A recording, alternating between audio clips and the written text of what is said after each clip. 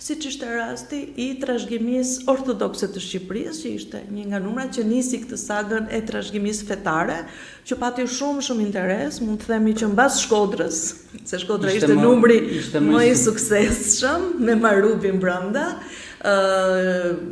Trashëgimia ortodokse pati një sukses shumë të madh, madje jo vetëm që 2000 kopje u shitën, por ende na kërkojnë. Ashtu. Domethënë, pra në trashëgimin ortodokse dhe të Shkodrën keni shitur 2000 kopje, që është me Shkodrën 1000 kopje, por me këtë 2000 kopje. Është numër shumë i mirë duke ditur se sa ecin librat në Shqipëri, librat rrotullohen tek. Ju them që jo vetëm në Shqipëri, por edhe jashtë saj. Kemi institucionet më të rëndësishme që merren me që trajtojnë kulturat e vendeve tjera, si biblioteka.